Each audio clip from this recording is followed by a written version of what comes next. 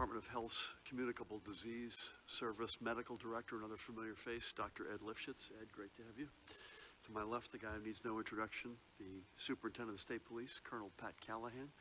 We got Chief Counsel Parimal Garg with us, and we better put an APB out for Jared Maples, the Director of the Office of Homeland Security and Preparedness. This has nothing to do with anything we're going to talk about today, but I just reviewed the national security appointments that President-elect Biden has made, and there are a bunch of folks in many cases who I've had personal and professional relationships with for a long time, and I want to give a particular shout out to my old boss, John Kerry, who is going to be the first person ever to be in a sort of, I guess, special presidential envoy for climate on the National Security Council. So hats off to Secretary Kerry and to the rest of the team. So today, unless you hear otherwise, is the only day that we're planning to be with you live before Thanksgiving. And we hope that you and your loved ones have made plans to remain safe this Thanksgiving so we can look forward to bigger celebrations next year. But Thanksgiving is also the starting point for the entire holiday season, and we recognize that with everything that we have already endured, plus the fact that our holidays have to look differently this year to protect ourselves, our families, and our communities, the stress may become too much for some to bear. Please know that help is available for any New Jerseyan feeling the strong emotional and mental toll of COVID-19 and all that it has done to our routines and traditions. Any New Jersey resident can call, and please make note of this, 1-866-202-HELP. That's 1-866-202-HELP. Or text NJ HOPE to 51684 for free confidential support from NJ Mental Health Cares, a partnership between the Department of Human Services and the Mental Health Association in New Jersey. This toll-free line is open from 8 a.m. to 8 p.m. every single day and is staffed by live, trained specialists. And for the deaf and hard of hearing, help is also available through a partnership with Access at St. Joseph's Health in Patterson. I was on with Kevin Slavin, in fact, this morning, Judy, checking in with him, which is offering assistance in American Sign Language to people dealing with anxiety and worry. You can reach them via video phone at 973-870-0677. That's that number in the middle of the screen, 973-870-0677, from 9 a.m. to 5 p.m. Monday through Friday. And again, support is free, confidential, and provided by live, trained specialists. We know that the holidays in a normal year can be stressful, but this year even more so, as so many of you are making arrangements that don't include family and friends who you yearn to see. If you need a break and you need somebody to talk to, reach out and make the call. The Department of Human Services has done its work to provide you a safe space to talk about your worries and your anxieties, and I extend specifically my thanks to Commissioner Carol Johnson and her team and their partners for all that they're doing. Remember, folks, that help is there. Moving on, if I could, we have a lot of ground to cover. Yesterday, I signed an executive order extending the public health emergency in our state for an additional 30 days. As we have noted before, these declarations, unless they're extended, actually expire after 30 days. And as we have also mentioned before, this action means that we continue to be vigilant and prepared and ready to act. It also continues the authority of the Department of Health under Judy's leadership to coordinate our health system's response to this emergency. We are now in the midst of the second wave, and we don't know how long this new wave of cases will hang in. Because of this, we can't let our guard down. Whether that means rather asking you to continue to use your common sense and living up to your responsibilities for keeping your family and community safe, or keeping those of us up here in a position to act in a statewide manner. And the numbers show why we all need to remain on a heightened state of alert. Today, we're reporting an additional 3,592 positive cases, bringing the statewide total to 309,588. The positivity for all PCR tests recorded on Thursday, November 19, was 8.65%. And the statewide rate of transmission is currently at 1.32. Across our hospitals yesterday, A total of 2,693 patients were being treated, while 247 patients were discharged yesterday, and that's a good thing. Another 333 COVID-positive patients were admitted. And again, at the risk of apples to oranges, these are not yet confirmed, 21 patients died in our hospitals yesterday. There were 537 patients in critical care and 240 ventilators were in use.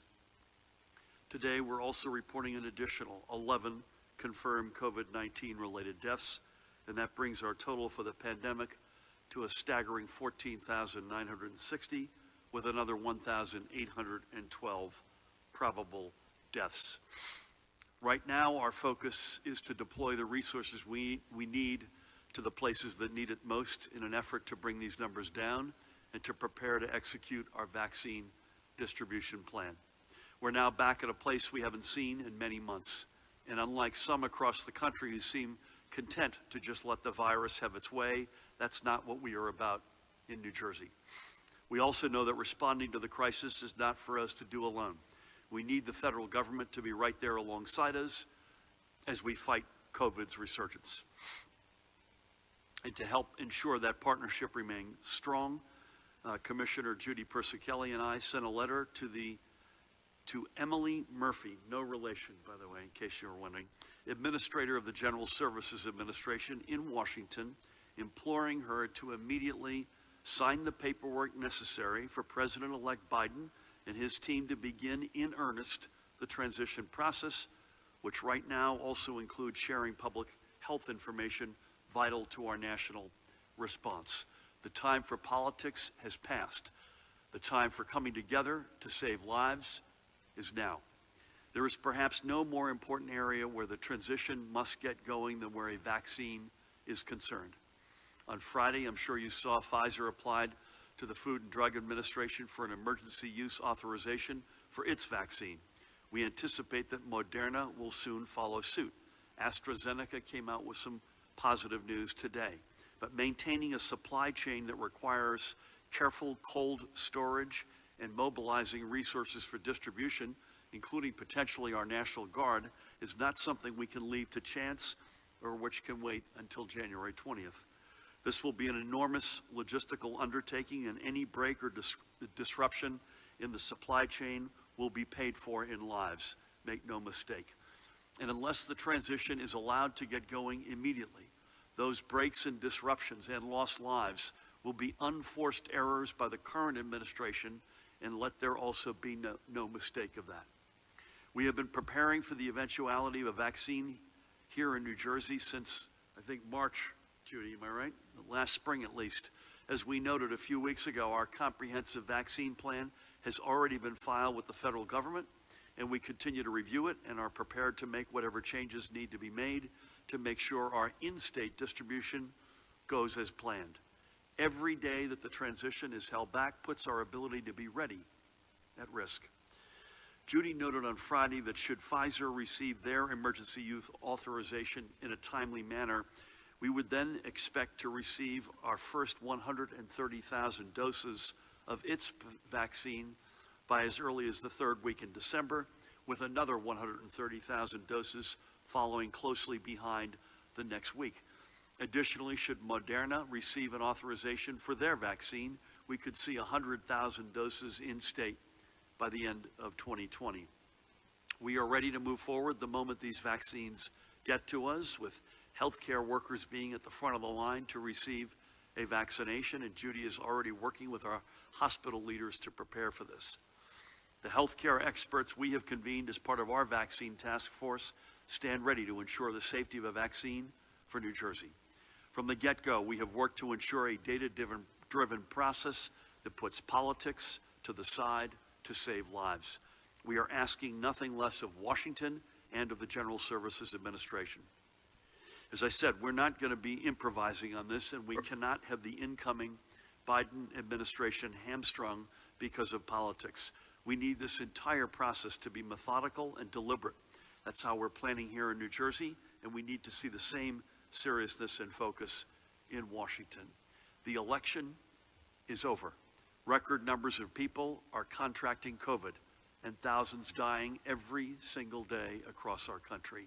And we have to stop playing politics with their lives. So while we fight on this front, we are also continuing to ensure the testing program we need to map out the battle lines here in New Jersey. There are more than 400 testing sites available across our state, and you can find one by going to that website, covid19.nj.gov/testing. And there are several additional pop-up sites where you can go as well. First up, for the residents of Union County, which has been among our hardest hit counties, there are 2 new sites available to you tomorrow. You can either go to the Jefferson School at 155 Hilton Avenue in Union from 10 a.m. to 1 p.m., or to the 7th and 8th grade academy at 1139 Klein Avenue in Rahway between the hours of 3 p.m. and 5 p.m. There are also new sites available, as we promised at the end of the week, for those across South Jersey. In Atlantic City, tests will be available tomorrow at the Stockton University Residential Complex at 3701 Boardwalk from noon until 7 p.m. Testing will also be available at St. Michael's Church on North Mississippi Avenue from 9 a.m. to 4 p.m. this upcoming Friday, November 27, as well as on Saturday, November 28. And testing will also be conducted at the Atlantic City Convention Center, both Friday and Saturday of this week, from 10 a.m. to 6 p.m., as well as Monday through Saturday of next week. That's November 30th through December 5th, and the following week as well, December 7th through December 12th. Again, all of this is in the website. In Galloway Township, testing will be available on the campus of Stockton University at the Townsend Residential Life Center on December 5th and 6th from noon until 7, and at the Lakeside Town Hall on December 7th and 9th from 9 a.m. to 5 p.m. And in the great city of Camden, tests will be available at the Mastery Charter Schools McGraw Elementary at 3051 Fremont Avenue starting next Monday, week from today, November 30th, and every Monday through December 21st. More information on that site is forthcoming and will be available soon at covid19.nj.gov/testing. Next up, I want to lift up that the New Jersey Economic Development Authority has now exceeded 30,000 businesses which it's been able to assist through its suite of COVID relief programs, whether it be direct grants, low-interest loans, support for private sector lenders and community development financial institutions, or capital guarantees for entrepreneurs. Particularly the Small Business Emergency Assistance Grant Program has to date provided more than $120 million to more than 27,000 businesses and nonprofit organizations, and another 22,000 are in line to receive funding in Phase 3 of the EDA's grants program. One of the EDA's beneficiaries is Trenton-based Campfire NJ, a nonprofit organization within the Campfire National Organization, which provides social, emotional, and overall mental health well-being programs for youth, especially through educational programs that help kids gain the knowledge and skills necessary to interact with others and the tools needed to manage their behavior and emotions, as well as family supports. Campfire NJ's executive director, right there, Jessica Nitty, who I had the great honor of speaking with on Friday, worked with the EDA to secure a grant that has allowed them to cover expenses and continue serving their kids. And we know that with the family and community stresses stemming from this pandemic, as we started off with today, we need organizations like Campfire NJ more than ever. Check them out on Facebook, Campfire NJ, their website, shockingly, campfirenj.com. It's also time for their annual appeal, and I know Jessica would want me to say that. Folks, this is a great organization. They need your help. Please step up. Again, campfirenj.com. Campfire NJ represents those who the EDA has targeted with its resources, businesses and communities that have been hit the hardest by the pandemic, including minority and women-owned and operated businesses, as well as those in census tracts eligible to be designated as opportunity zones. The EDA continues to explore new ways to address the challenges being posed by the pandemic and looks to announce additional programs and funding opportunities as they become available. And for more information about the NJEDA's COVID-19 response, go check them out at covid19.business.nj.gov. The EDA is also maintaining its NJ Small and Micro Business PPE Access Program, which provides businesses with discounts on the purchase of PPE from designated vendors, including Office Depot, Boxed, and Staples. Right now, all New Jersey-based businesses, regardless of size, can receive a 10% discount on their PPE purchases through these vendors. But, Pat, get a hold of this one.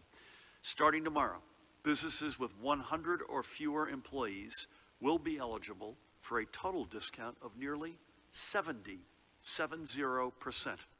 All small businesses previously approved for 25% discounts will automatically have their accounts updated to the 65% discount level for all future purchases. And the deadline to register your business for this discount has been extended from November 30th to December 10th. For more information, I encourage you to visit that website, covid19.nj.gov/PPE access. And I thank especially Chief Executive Officer Tim Sullivan and the entire team at the EDA for all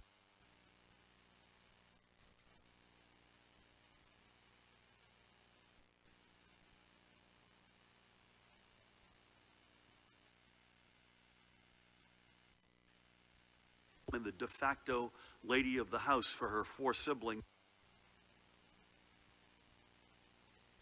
while her father worked, and then, if that weren't enough, losing her first husband in an accident in 1941, not long into their marriage.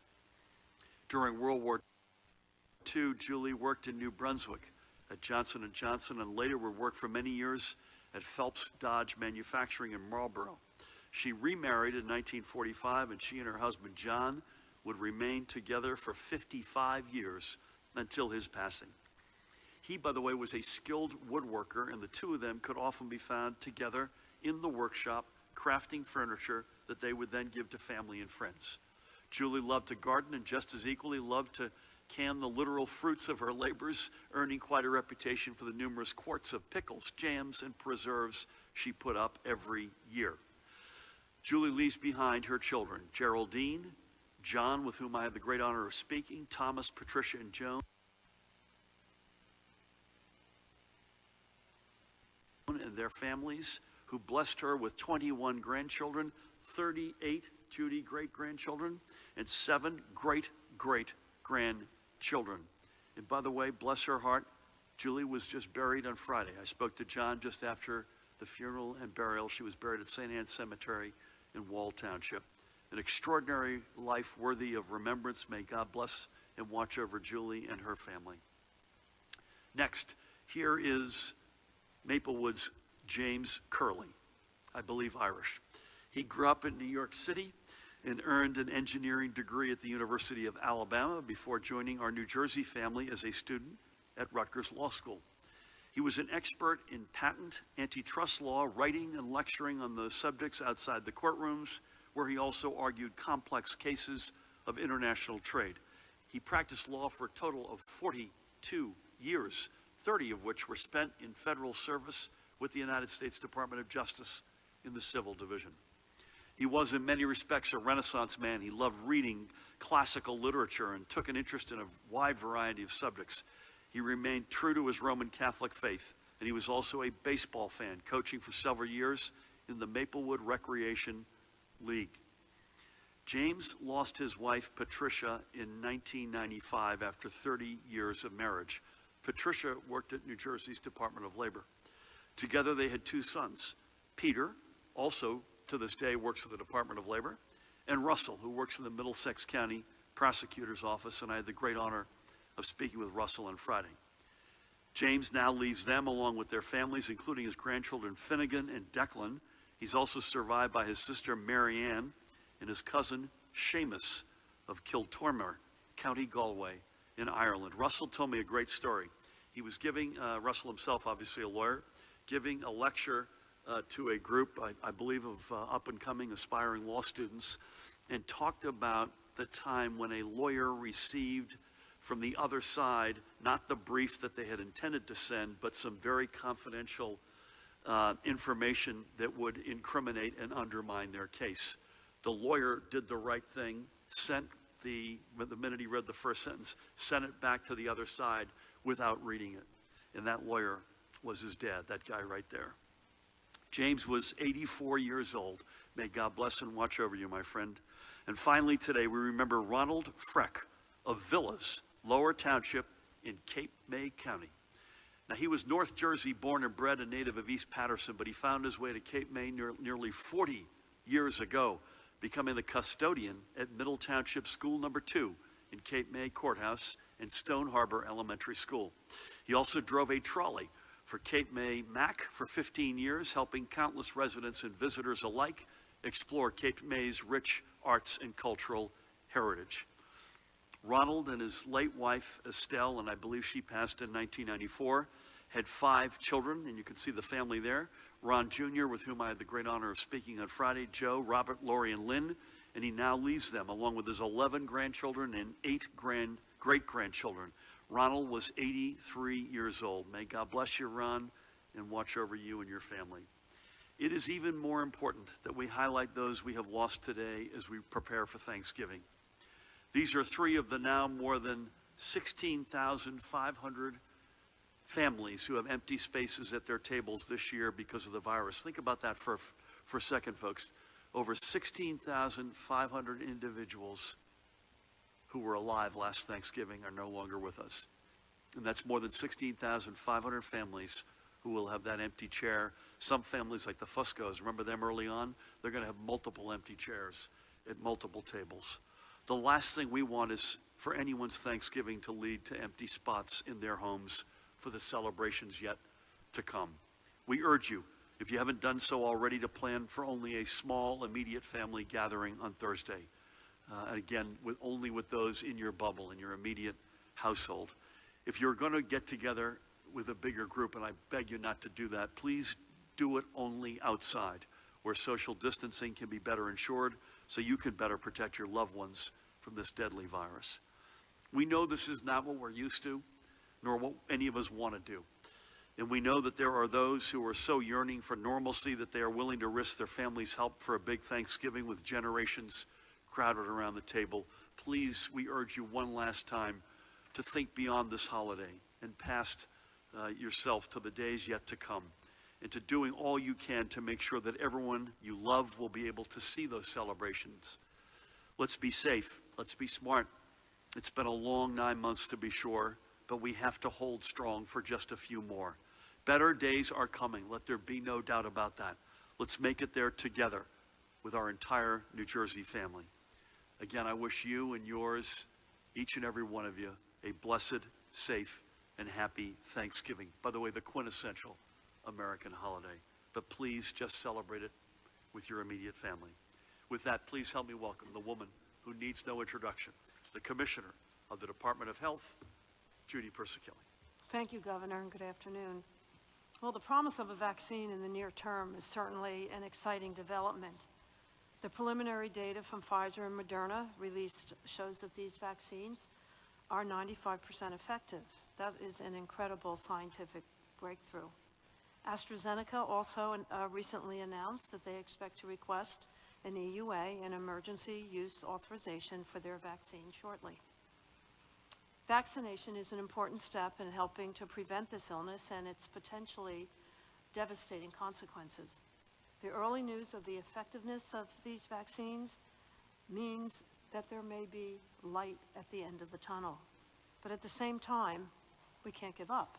We must adhere to the proven public health practices to slow the spread of this virus. We need residents to be vigilant with the alarming surge in the cases that we are experiencing. We need you to be vigilant during this upcoming holiday. We cannot let our guard down. We must adhere to those public health measures. They're the only tools we have in our toolkit: masking, social distancing, testing. Once a vaccination is approved, there is still much work to be done.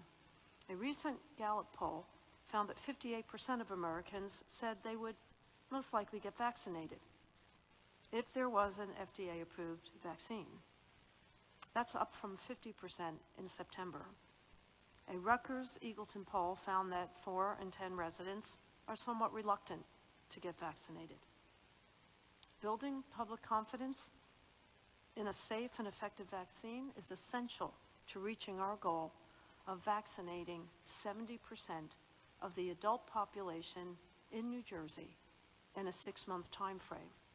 That's about 4.7 million individuals. The department is focused on building the public confidence in the vaccination so more individuals will opt to get vaccinated. We are in the process of developing a public awareness campaign to educate residents about the scientific process of developing a vaccine to get people more comfortable in receiving it. Hopefully, as the public learns more about the preliminary data from the Pfizer and Moderna and other clinical trials, and as results from independent clinical trial monitoring boards comes in, public confidence will increase further. The vaccine manufacturers all signed a letter to assure the public that they would not allow the political process to interfere with the approval process of the vaccine. As you know, the first shipment of vaccine will be reserved for paid and unpaid persons serving in healthcare settings who have the potential for direct and indirect exposure to patients or infected materials. It is vital that our healthcare personnel get vaccinated, not only for their own protection, but also to set an example for the rest of us. Eventually, once the general public is vaccinated, we will be able to build immunity to COVID-19 in our communities. That is our hope. In the meantime, we have to take this pandemic seriously.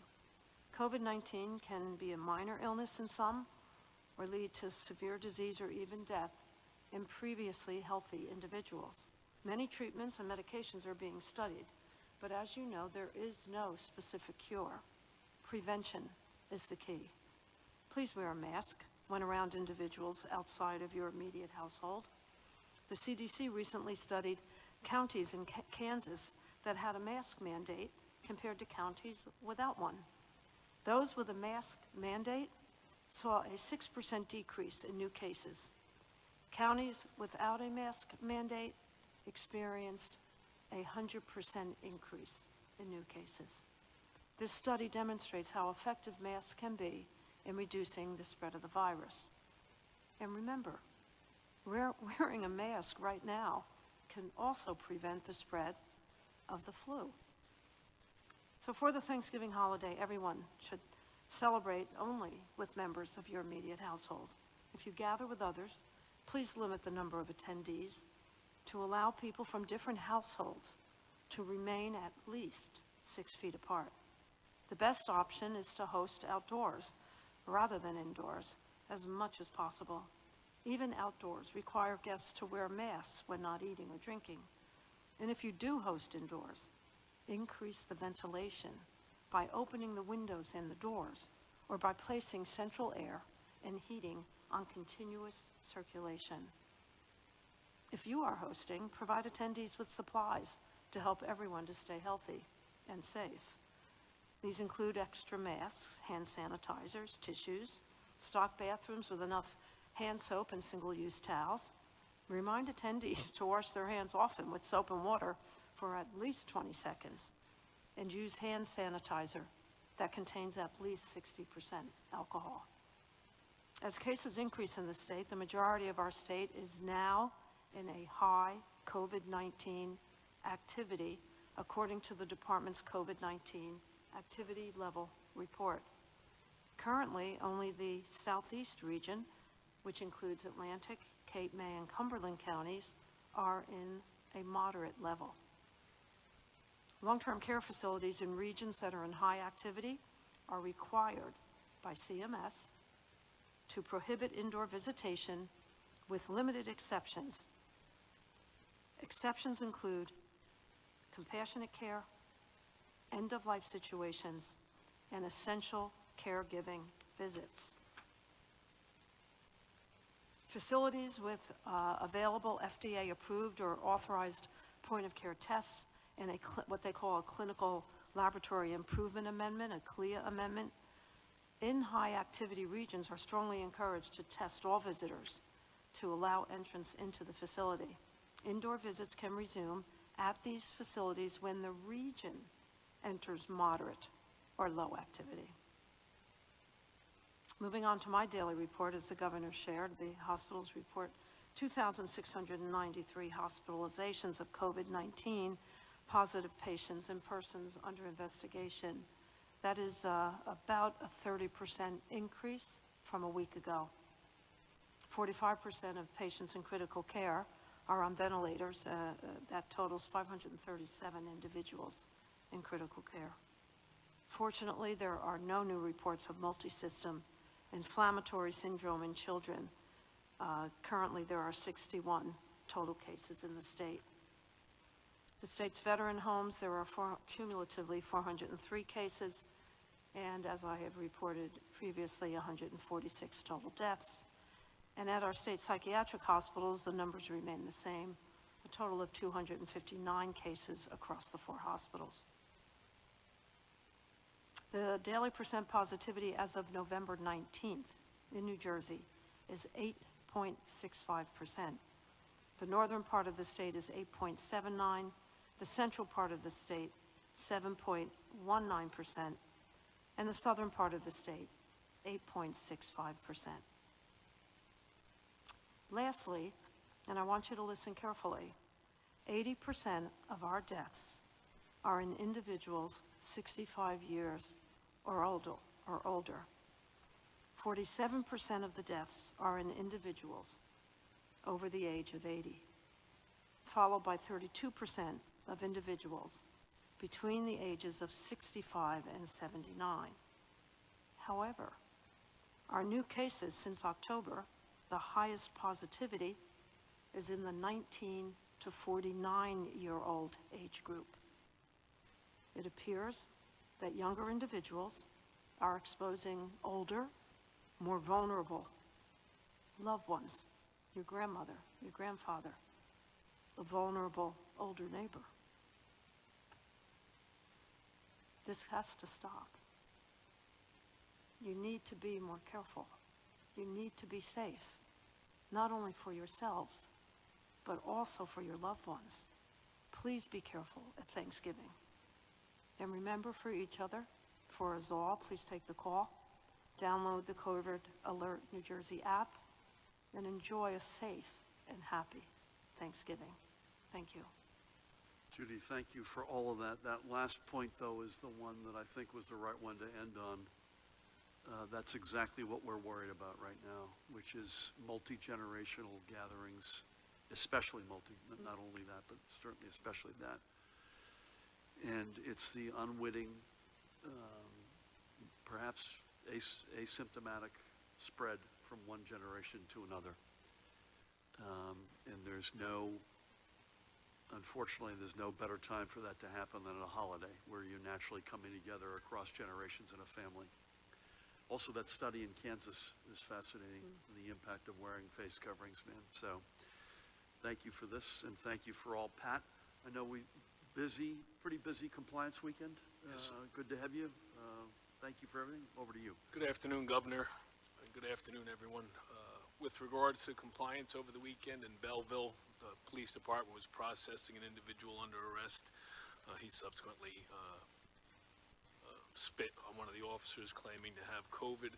Newark police responded to a house party where there was more than 100 people in a relatively small house. That homeowner was cited. Also over the weekend, ABC investigators conducted compliance operations. One establishment in Vineland was cited. They also visited 76 licensed establishments in Middlesex County. 10 were found to be in violation of the executive order. On Saturday, an establishment in Manahawkin and Ocean also found to be in violation. And lastly, Governor, the city of Elizabeth has its own local task force with health officials, fire prevention officials, as well as licensing inspectors, and they went out and on compliance checks and issued multiple summonses to various locations. Some were local code violations, others related to compliance, social distancing, employees not wearing facial coverings, and I would refer anybody with specifics in the city of Elizabeth to contact Elizabeth for those details as far as those establishments. Thank you, Governor. Pat, thank you. I had actually heard that independently from the mayor, Chris Bolwich, who's a terrific mayor. Weather is a little choppy, unfortunately, as the week goes on. I think we got some rain on Thursday, which is a little bit of a bummer, given that's the holiday we're all focused on right now. But hopefully we get enough. We got better today. Whatever you can do to be outside, please do it. That is another watchword, I think, from all of us. So thank you for that, Judy and Ed. Thank you. I think we'll start over here. So as I mentioned, we're going to be with you virtually for the balance of this week, including, Dan, I assume on Thanksgiving itself. We will also give you at least a quick sense of the data on Thursday. And we reserve the right, if we, based on circumstances, to get back together in person. If we don't expect that we'll be back on the Monday, Wednesday, Friday routine schedule next week. So with that, Dante, thank you. Dustin, good afternoon. Good afternoon. If the state is getting enough vaccines for 130,000 people at first, and we have 600,000 healthcare workers, how are you going to decide which hospitals and other facilities are going to get their employees protected first? And how will this be distributed in a way that avoids political influence, or at least the appearance of it? And what about the people on the dais getting vaccinated? You all seem like essential workers.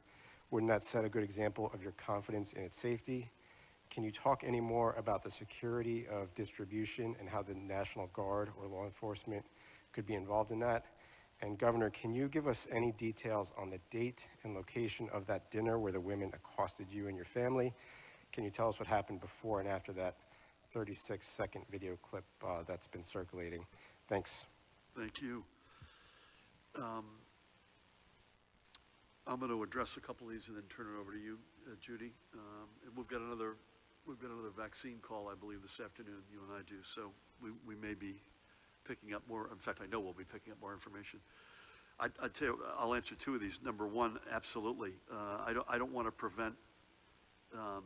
So I would just say I don't want to prevent even one single healthcare worker from getting her or his vaccine.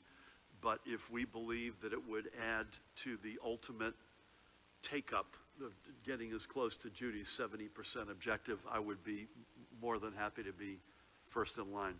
But again, I want to balance that. So I want to be a good role model. We're not going to put this on the street unless we believe it's safe. So balancing being a good role model with also not taking one vaccine away from a nurse such as Judy or other healthcare workers. That was in the situation with my family and me was Saturday night in Red Bank, and really nothing at all happened beforehand. And there were two women who they had a third friend who sort of pushed them away, and that was the last we heard of them. I would just say a couple of things. Number one, I'm a big boy, thick skin. It doesn't impact me at all, and I think I can say the same thing for my wife. I would say this, though. Our kids are not part of that, and so that's one observation. The second one is this, though, and I don't even know who these people were, by the way. I have literally no idea who they were. But it does, I started out with stress at the up front end of my remarks. There's more stress in our state and in our country than I think any of us have ever seen. I mean, it's possible with the outbreak of Pearl Harbor getting attacked in that period, but the stress levels are overwhelming. And they're not unfounded. I mean, there's too many people out of work, too many businesses, no matter what, all the good work that our Economic Development Authority does, too much economic hardship. I mentioned 16,500 families will have Thanksgiving. It'll be more than that by the time we get to Thursday, sadly. We'll have Thanksgiving with a family, without a family member that was with them last year. So I don't condone out of bounds behavior, but I'm a big boy, and I think I speak for my wife, but let's leave my family out of this, number one. But number two, let's all keep each other in our prayers right now, because this is an extraordinarily stressful period that we're in. And please God, like we always have as a country and as a state, there's no more quintessential American state than New Jersey that we all come together, find common ground, and get to a better place sooner than later. Judy, with that, on other vaccines, other than the question about, I don't want to speak for you all, but we're going to be good role models. How do you square the fact that the first set of doses won't be enough to cover the entirety of the healthcare community? How do we keep political influence out of this? And security of distribution as well, please. First, let's just start with the doses. You're absolutely right, 130,000 we expect to get by the third week in December, followed perhaps 2 weeks later by another 130,000. That number may change. We're hoping it will go up. Shortly after that, when Moderna gets released, we'll get 100,000 doses of Moderna in the same type of cadence, another 100,000 probably 2 weeks later. So we are expecting about 460,000 doses.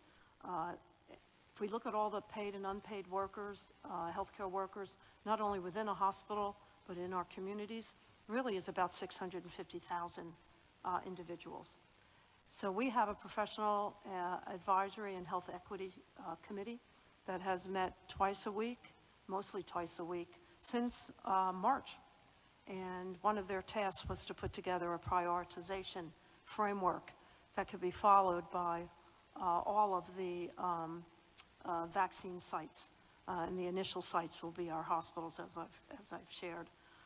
That prioritization framework is right now at the governor's office for review and will be released before we get the first doses.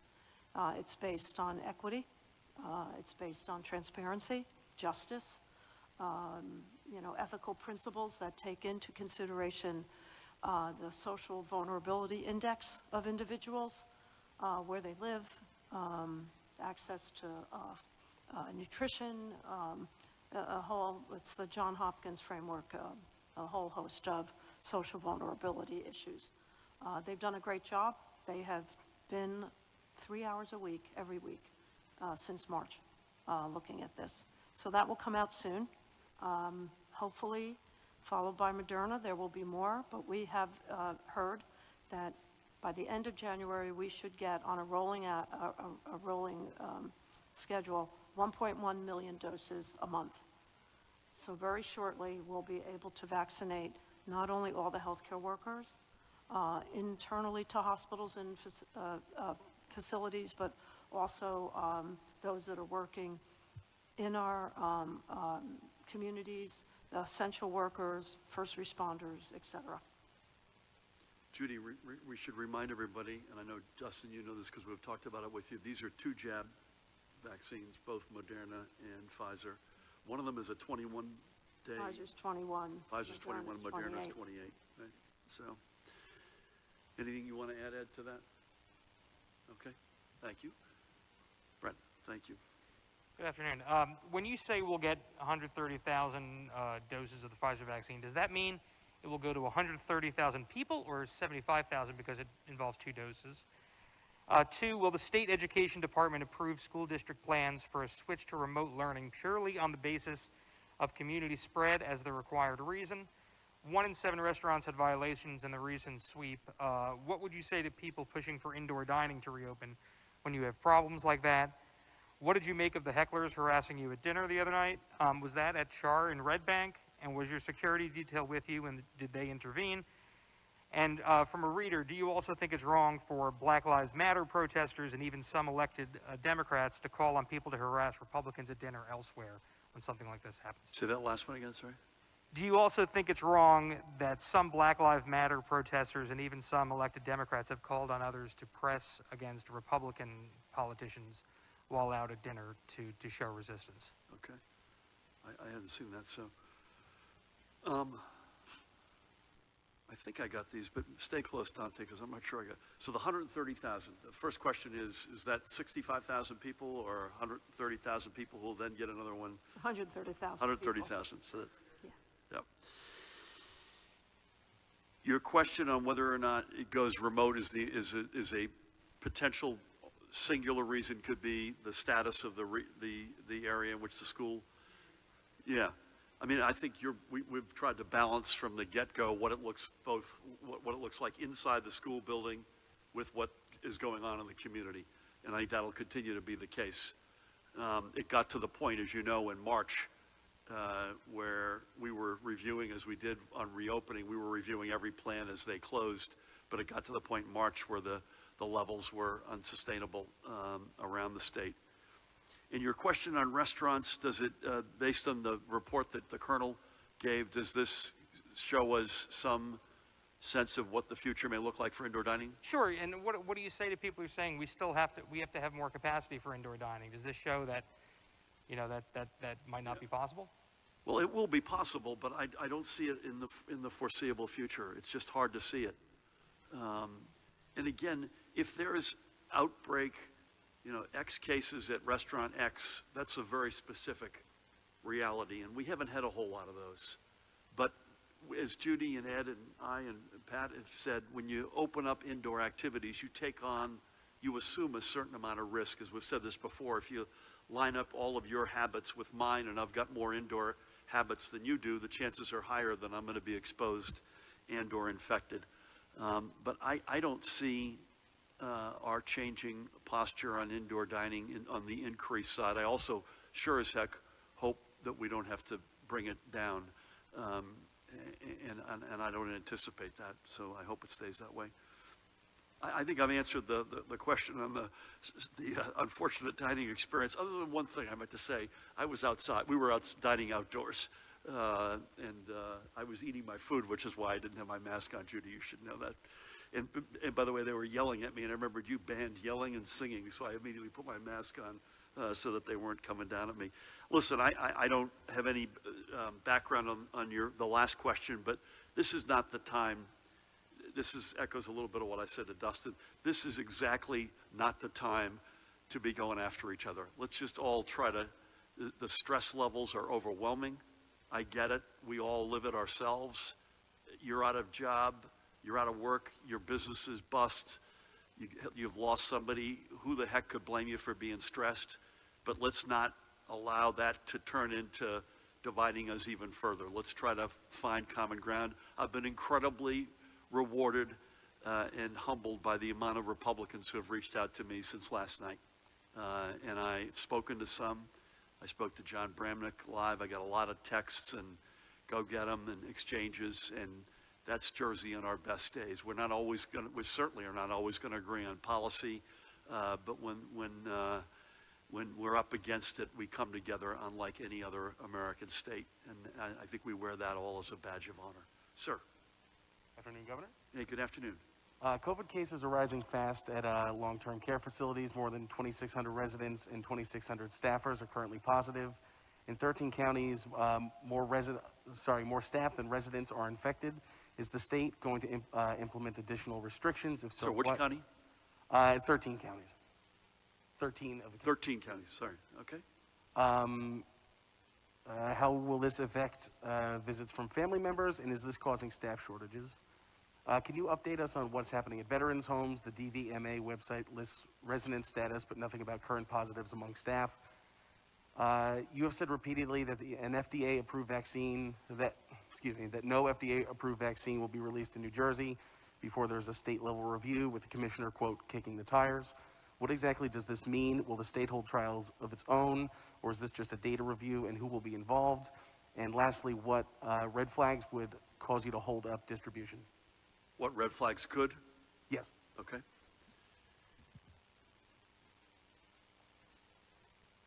Judy, I think these are largely going to be in your neck of the woods, long-term care. You said in 13 counties, cases are up in long-term care. Is that the case? In 13, there are more staff than residents infected. Okay. And any impact on visits, any updates on veterans' homes? Every single day I write down the loss of lives, which has remained at 62 in Menlo, confirmed, 62 Menlo Park, 81 in Paramus, and 3 in Vineland. God bless each and every one of those veterans. There's no solace to a loss of life, believe me, but those numbers have not changed since June 10th. But in terms of cases, I know there's some staff challenges that you had. And then any other comments on state level? I think you've already addressed this, but any other comments on state level processes and procedures in reviewing vaccines? let's start with long-term care. Right now in the state, 285 of our facilities are reporting outbreaks. Outbreak being 2 or more cases in a confined area. We're concerned. We're on the phone with them every week. There will be a call tomorrow, and we will be talking about some measures that we're recommending for all long-term care for a period of time to study how this virus is getting into those congregate living spaces. So more to come on that. The call, I believe, is tomorrow, and we're being extremely vigilant. Some people would say we're being too conservative, and that's probably true, and we will be. As far as a state-level review, the Professional Advisory Committee will review all of the information from the advisory groups that are providing their input to the FDA. ACIP being one, the other one, the vaccine, another vaccine advisory group. And it is not what I would call an independent review. It's looking at 2 very scientifically based organizations of high reputation, and it's looking at their review and advising the governor to go forward. Judy, any specific color on veterans? We have some outbreaks right now. I don't have the numbers in front of me. In our Menlo Park and Paramus homes. So we have stepped up the testing. In fact, today, Binex will be delivered to both the Menlo Park and Paramus homes, and additionally, the new molecular point of care test, Q, will be going out this week as soon as we get our shipment. Great. And we'll update you, Dan, if we've got any in terms of cases, we'll come back to you. Thank you. Elise, good afternoon. Hi, good afternoon. Good afternoon. Just a moment, let me pull up the questions. No problem.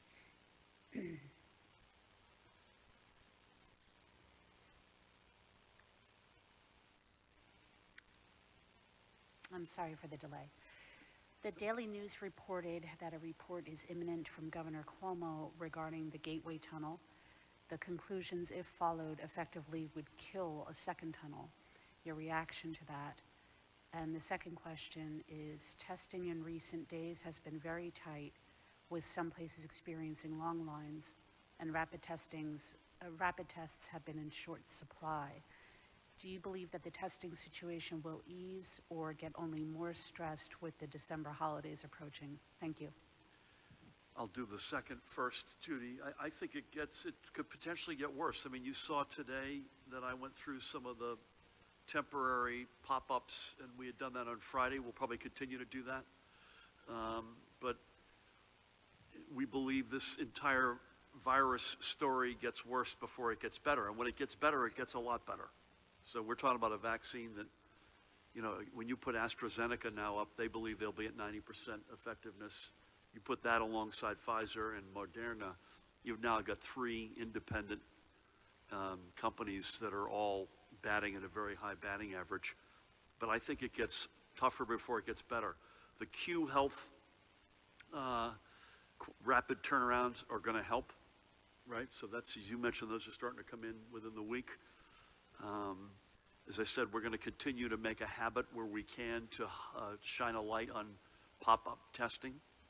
But I think it potentially could get worse because, again, we've said this before, but bears repeating.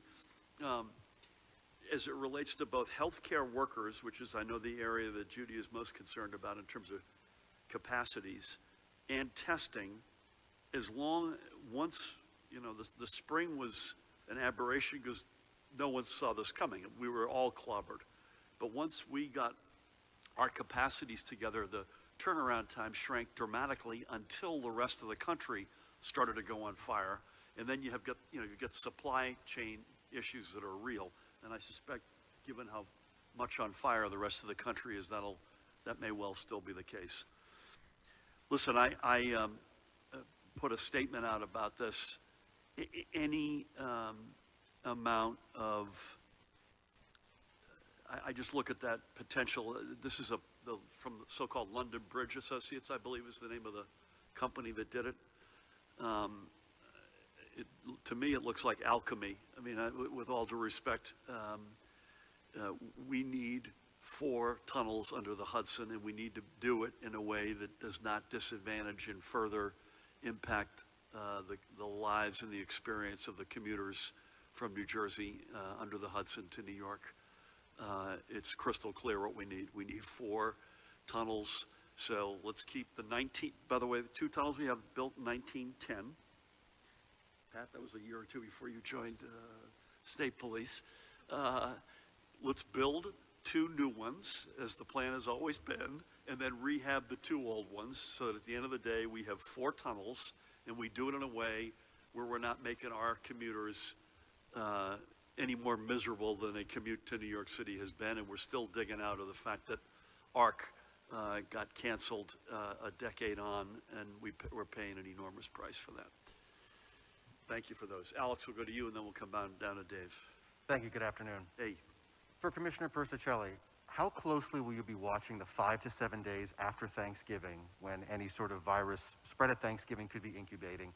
And what will be the indicators, the red flags that you're looking for during that period? For the governor, to follow up on a question asked by the other New Jersey network last week, what level of reopening are we at? Are we at level 2? Are we back at level 1? Or have we junked the level system altogether? For Colonel Callahan, it was asked before, but I just would like an answer from you. Where was the governor's security detail during that confrontation at the restaurant? I know it was very quick, but were they there? Did they step in?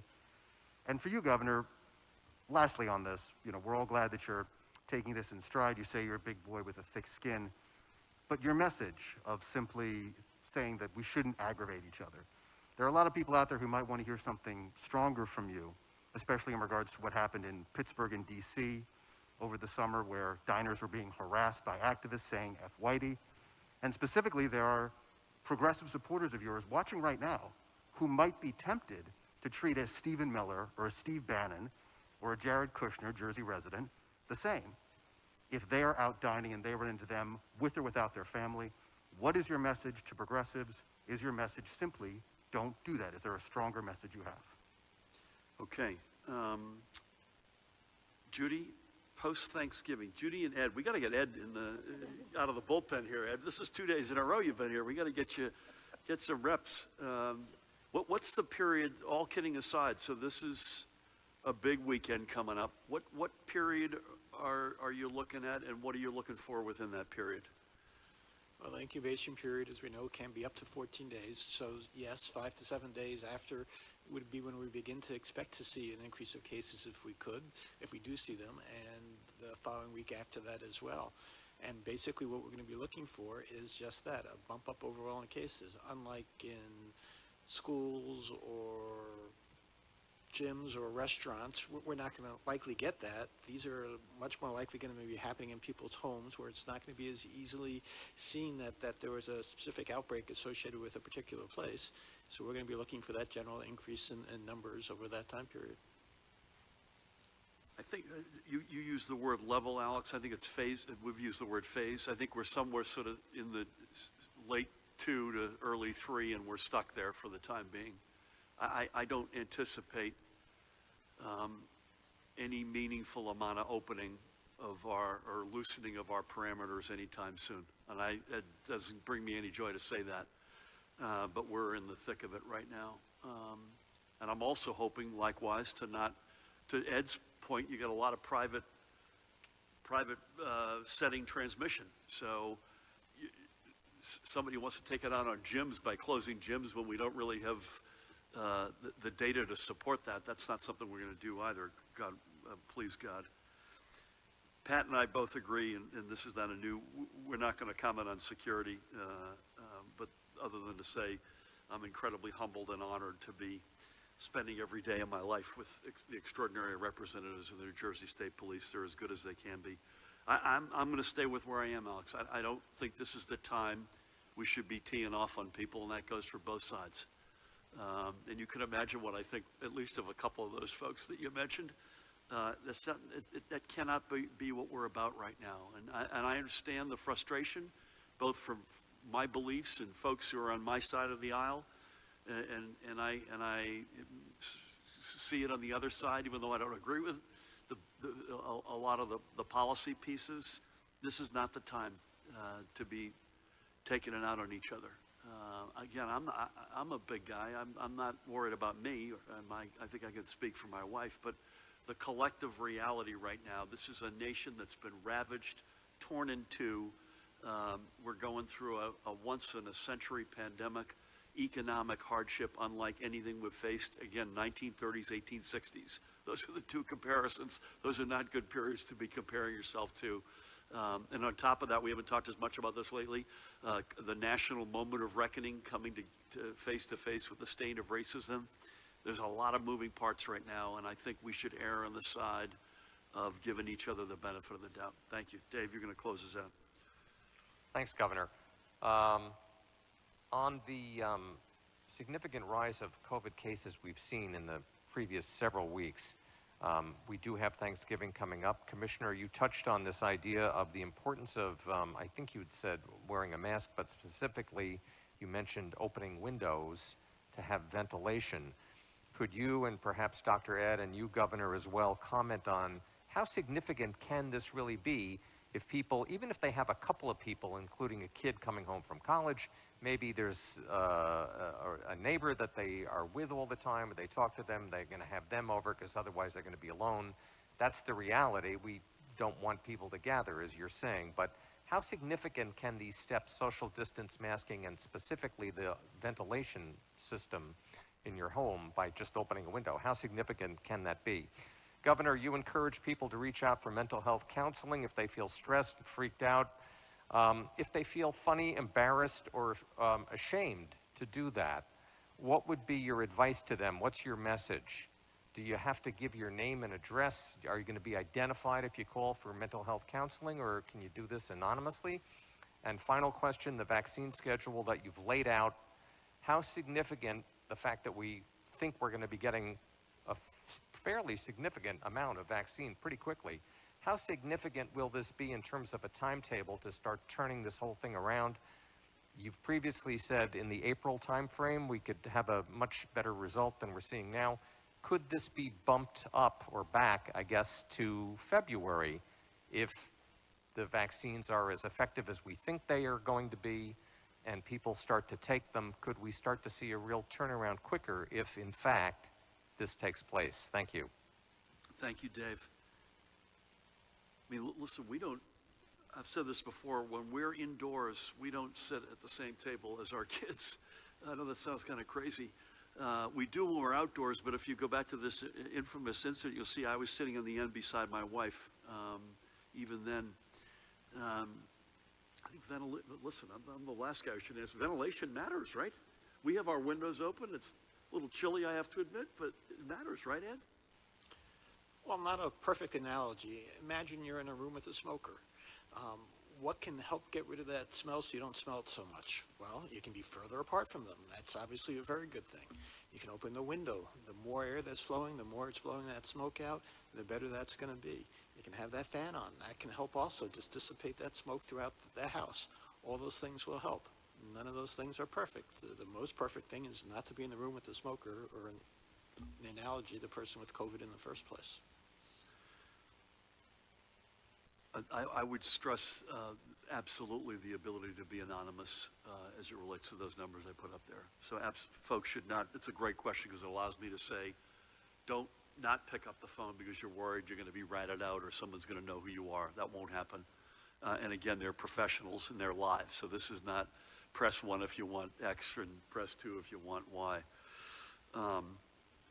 I personally, Judy, tell me, how do you feel about this? I'm personally not of the opinion that we move that time frame up just because this is enormously complex, and for everybody to get to, I'm where I am for 2 reasons. Complex and 2 jabs on the one hand, and secondly, on the other hand, weather. I mean, I'm now a big believer that the longer we're indoors, the tougher this is. So when you do the math of how many you think you're going to be getting a month, you look at 70%, you then look at when it might get a little bit warmer to be able to be outside again. I'm still April, May, but Judy, weigh in. In order to vaccinate 70% of the adult population in New Jersey, which is about 4.8 million individuals, We have to have vaccination sites open 6 days a week and do about 67,000 vaccinations a day to complete that 70% in a 6-month period. Now, put that together with, you get your first vaccination shot. It takes you a couple of weeks to build up, to build up an immune response. Then you're ready for your second shot. And to get your maximum immune response, another couple of weeks. Then at the end of the day, if we can only get vaccination sites up 5 days a week, we have to vaccinate 87,000 people a day in New Jersey, or about 3,200 to 3,500 people a day in every county. So it's a big undertaking, and you need to register, you need to make sure people get the right education about the vaccine, you need to actually put the shot in the arm, you need to have 15 minutes of observation afterwards, and you need to get a card and make sure you call everyone back for the second dose. So logistically, 6 months is probably a pretty aggressive timetable. Thank you, Judy. Thank you, Ed. Thank you both for everything. Pat, likewise. Paramel, we never found Jared. That concerns me. Dan, thank you. I want to give my sister Jan a happy 70th birthday, if she's watching. Retired Boston City school teacher. Listen, I don't want to beat the drum here more than it needs to be beat. This is a big week, folks. This is a really, really big week. And it's almost an inflection point, I think. It's the front end of the holiday season that'll last basically 5-6 weeks. It's the quintessential American holiday, which means nobody does it like we do it. No one does it, period. When I was in Berlin, the biggest holiday for the Germans to understand and come around our table for was Thanksgiving, because no other country in the world has a holiday like this one. And we just got to find a way, folks, to both respect that extraordinary American holiday, but do it responsibly. We have got, particularly the number of people together and avoiding multi-generational gatherings on the inside, at least, are the two specific pieces of advice. Keep it in single digits and keep this as far from multi-generational gathering as possible. And again, this is not forever. We're going to get through this. This is a matter of months now, not years. And next Thanksgiving, I believe, looks a heck of a lot different than this Thanksgiving. So Judy, Ed, Pat, Paramel, Dan, everyone else, God bless you all. Happy Thanksgiving. Be safe.